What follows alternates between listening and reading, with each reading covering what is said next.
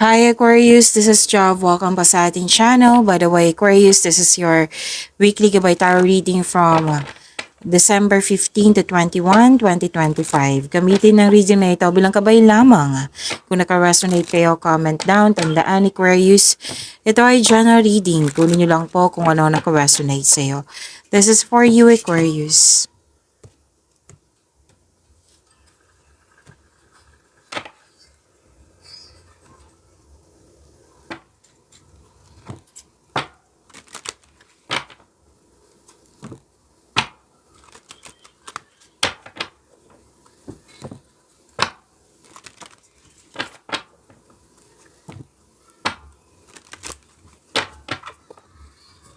Para po ito sa iyo, Aquarius, ngayong December 15 to 21, 2025.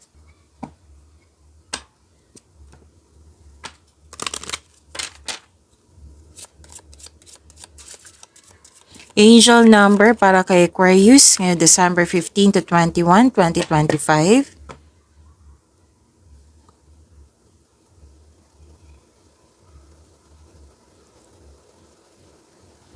Angel number 1616.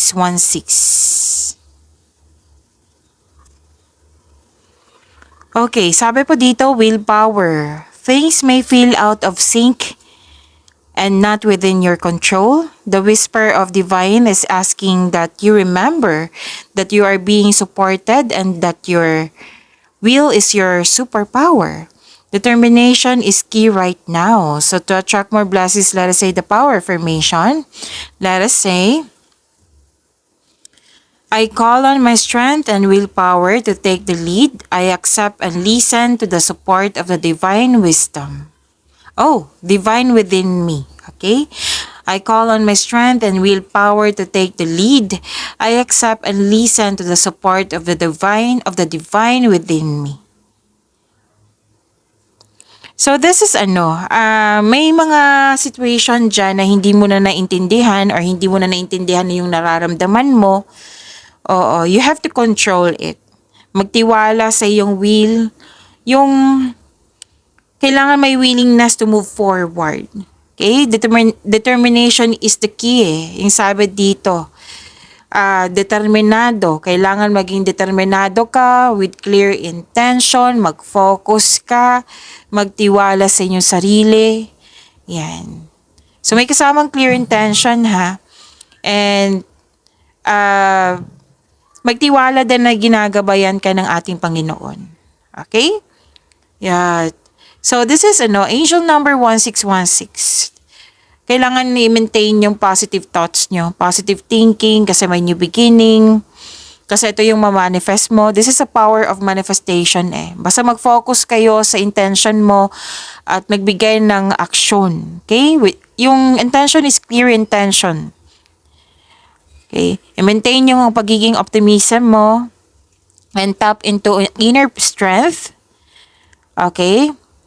And magtiwala na ginagabayan ka ng ating Panginoon, ni God. So, magkakaroon siya ng career growth. Nakikita ko rin dito. At the same time, magkakaroon siya ng spiritual growth, ha. And, okay, so focus on positive outcomes. Maging inspired to take in action with courage. You can attract abundance, success, and joy kung i-maintain mo ito ng positive thoughts and action. Okay? New beginnings are on the horizon, particularly in areas like career and love life. So, be open sa mga new opportunities na dumating sa iyo and be prepared for growth. Okay? Maintain positive mindset, inner strength. Kailangan yan. I-maintain nyo. So, yan po. It is a sign to have faith and trust that you are on the right path, na nasa right path kayo. So, that is angel number 1616.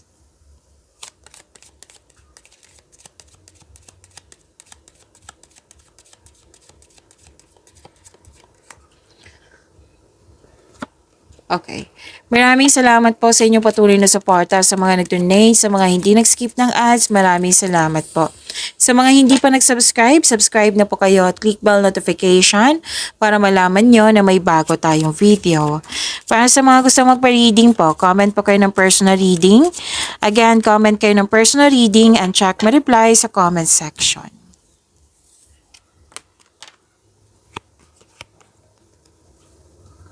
Aquarius, kung may narinig kayong ingay sa background ko, maingay po yung kapitbahay namin ngayon.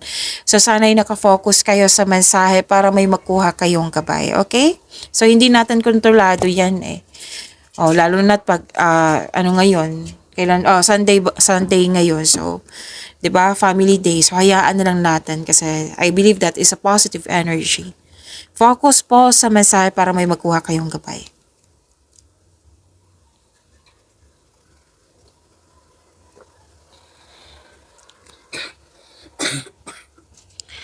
Ang unang sinabi dito, habaan ng pasensya. Yes, habaan ng pasensya at may new journey. Sinabi dito sa kanina sa inyong angel number 1616. May new journey, adventure, bakasyon. At bibigyan mo ng action yung matagal mo ng plano. May nakita rin ako ditong party, reunion, togetherness, bonding, special event, public event, or community. May grupo kasi akong grupong tao kasi ako nakikita dito. Okay?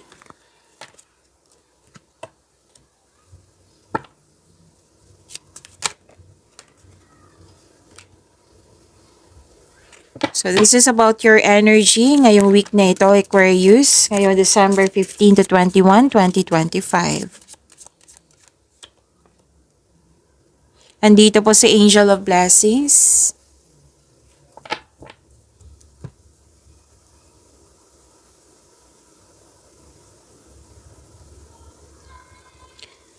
Para sa mga bago dito, kung may napansin kayo na repeating message, yan po yung pinupush ng card sa inyo. Like for example, nanood kayo sa inyong monthly, weekly, daily, at may napansin kayo na repeating message, yan po yung pinupush ng card sa inyo na bigyan ng atensyon, solusyon, at aksyon kung maaari po. Okay, kung nakita mo to sa daily mo, sa monthly mo, at dito din sa weekly mo, naulit yung mensahe, meaning to say, yan po yung pinupush ng card sa inyo na kailangan mo yung bigyan ng atensyon, solusyon, at aksyon kung gusto nyo po.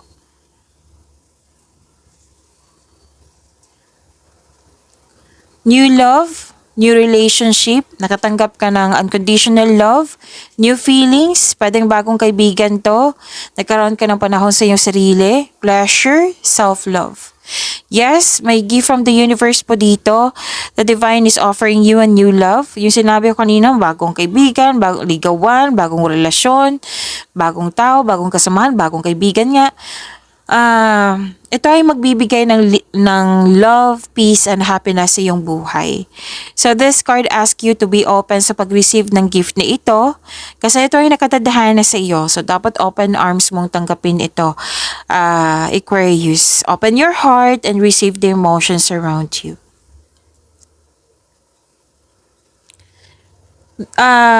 May nagkabalikan, may nagkabate, supportive kayong dalawa, and yung mahal na mahal yung isa't isa, masaya kayo, nagkaroon kayo ng positive emotions flow, pwede din na may buntis or may nanganak, or kung wala yan, pwede din na may parating na job opportunity or new source of income na makainahan sa iyong kaperahan. So wag mong palampasin ng pagkakataon na ito. Pwede din nag-enjoy ka sa mga ginagawa nyo ngayon or magaan kasama yung mga kasamahan mo.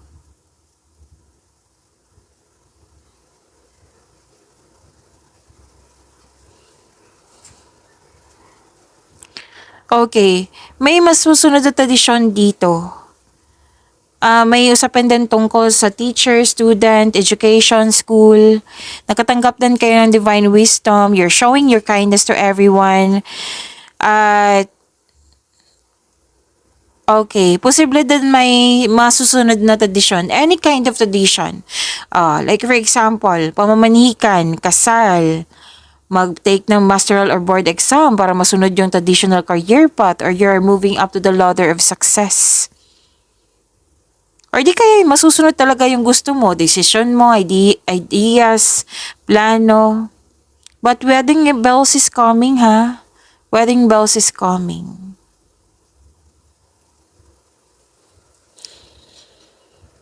So, dito po si Angel of Blessings to attract more blessings. Let us say the power affirmation. Let us say,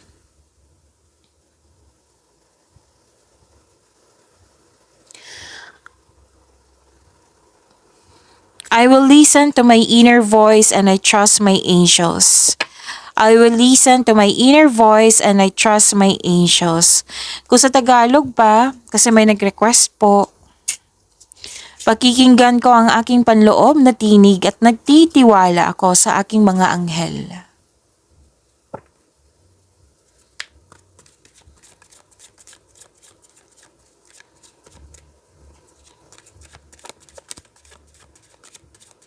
Career and money po ni Aquarius ngayon December 15 to 21, 2025. Andito po si Angel of Reflection.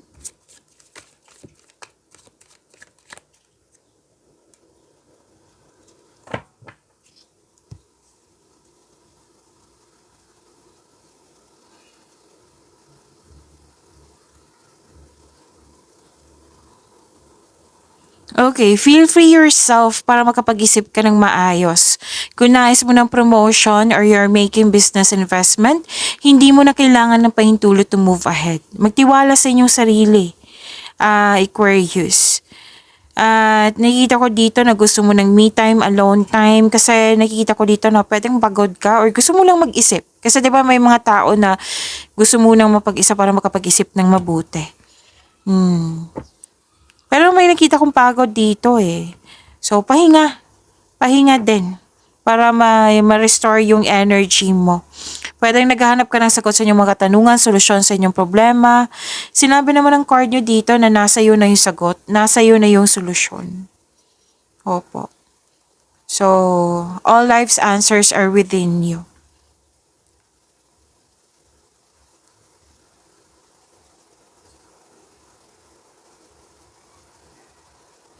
Nakikita ko rin dito na may deal. Deal, usapan, commitment, agreement, promises. May parating na opportunity, may job opportunity din ako nakikita dito or business partnership, kasosyo. Ang sabi ng card dito, grab mo na itong opportunity na ito kasi may nakita kong alinlangan. So, sinabi ng card dito na grab mo na kasi may nakita kong financial growth. Siyempre, nakadepende na to sa inyong plano. Siguraduhin magkaroon kayo ng konkretong plano. At sipagan sa araw-araw, magbigay ng mahabang pasensya, which is sinabi naman po dito. Diba? Magbigay ng mahabang pasensya. Pwede excited kayo or naiinip. So, kailangan po for this week, mahabang pasensya. Kasi sinabi dito na itong partnership na ito ay nakatadhana sa iyo. So, sana huwag kayong mag-alinlangan kung pwede po, kung gusto niyo po, syempre. So, may biglaang pagbabago po. Huwag kayong mag-alala sa pagbabago kasi magbibigay ito ng growth and expansion sa inyong career and money. Okay? So, magtiwala. May shocking secrets, oh. May nakikita kong shocking secrets dito.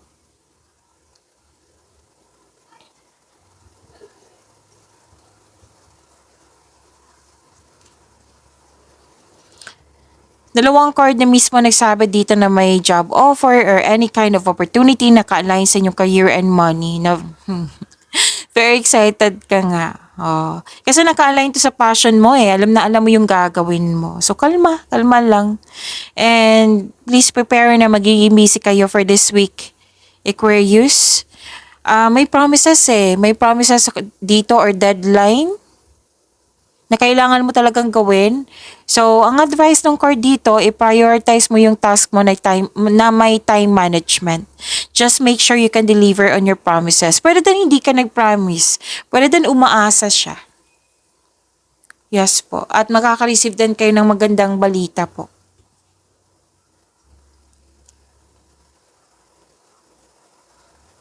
To attract more blessings, let us say the power affirmation. Let us say, kasi andito po si Angel of Reflection. Let us say, I create space to learn more about myself and my spiritual path. I create space to learn more about myself and my spiritual path. Kung sa Tagalog pa kasi may nag-request po.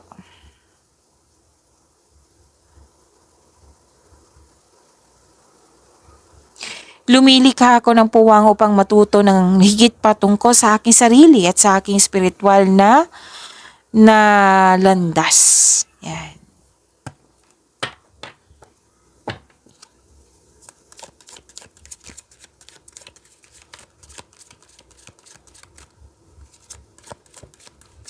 Love life, self-love, partnership, and romance ni Aquarius ngayong December 15 to 21, 2025.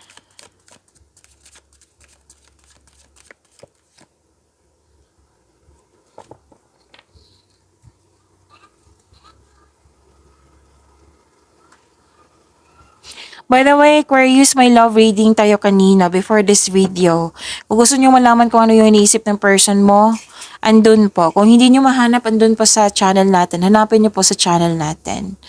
Basta po para ma-update kayo, i-click nyo po yung bell notification para updated kayo sa video reading natin. Okay?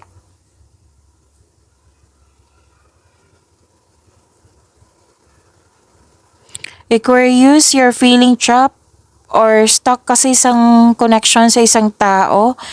Parang nag-iisip kang mag-move on na lang or umalis or pakawalan pero ayaw mo. Pwedeng napagod ka lang. So, kailangan nyo ng time for reflection. Kasi nag-overthink ka dito. Pwedeng lumabas ito sa the other day na reading nyo. Kasi mukhang naalala ko to correct me if I'm wrong. Nag-overthink kayo. So, kailangan nyo ng time for reflection.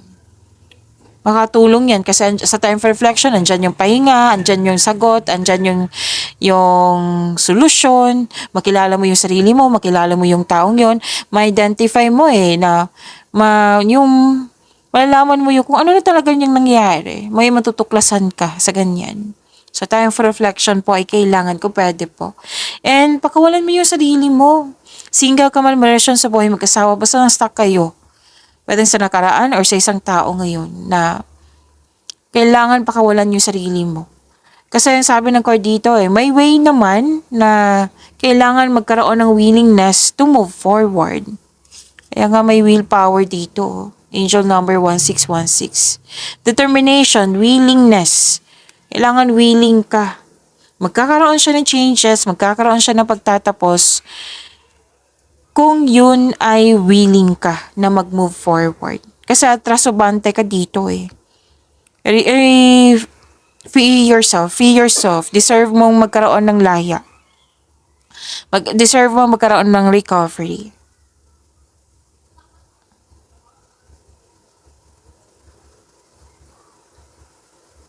Para sa mga single, ayaw nyong magkaroon ng relasyon kasi aminado ka na hindi ka naka-move on sa nakaraan.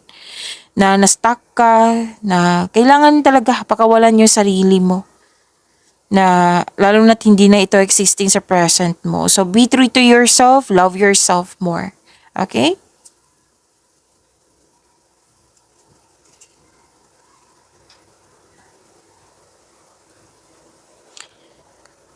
May kapareha ka na trustworthy, matalino, who chooses reason over emotion. Pwedeng ito yung parating sa inyo sa mga single dyan.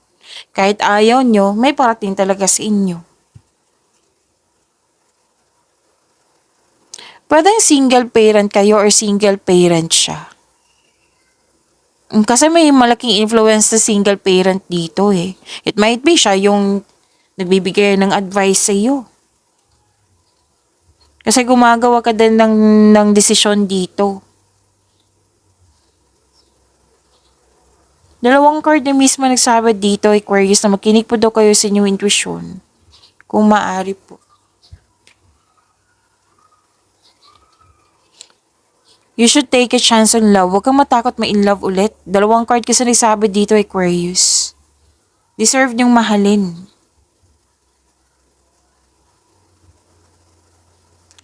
So, for in a relationship, mukhang may tampuhan. Ang advice ng card dito, leave the past behind. It's never too late to begin again. Mag-usap at magpatawad. Yan po. Pag-imanin niyo po yung blessings na binigay sa inyo. Aquarius, see you tomorrow. Maraming salamat po.